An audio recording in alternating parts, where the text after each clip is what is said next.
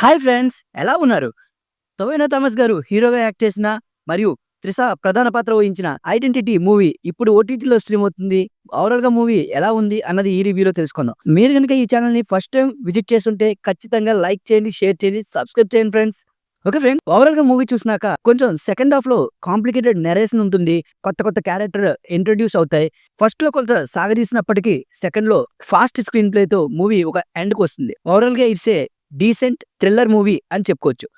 Story line విషయానికొస్తే ఊరి చివరలో ఒక మర్డర్ జరుగుతుంది. అలాంటి మర్డర్‌ని ఐడెంటిఫై చేసే విట్నెస్‌కే ఫేసెస్‌ని గుర్తుపట్టలేని ఒక వింత జబ్బు ఉంటే, చివరికి ఆ విట్నెస్ మర్డర్ ఎవరు చేశారో ఏ విధంగా పోలీసులకి తెలియజేసింది.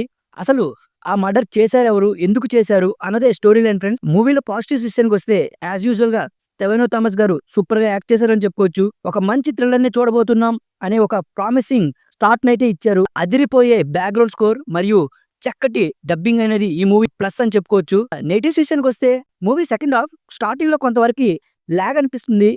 తర్వాత ఒక్కసారిగా ఫాస్ట్ స్క్రీన్ ప్లేతో మనల్ని కొంతవరకు కాన్సంట్రేషన్ చేయాల్సిన అవసరం ఉండేటట్లుగానే స్క్రీన్ ప్లే మనకి పరీక్ష పెడుతుంది. ఒక సీన్ అనేది అయిపోయి, ఆ సీన్ ఎందుకయ్యింది? అసలు ఆ సీన్‌కి సంబంధించి రిలేటెడ్ ఇష్యూస్‌ని తర్వాత మళ్ళీ మనకు చూపిస్తారు. ఇది ఒక 2, 3 సీన్స్‌కైతే బాగానే ఉండేది.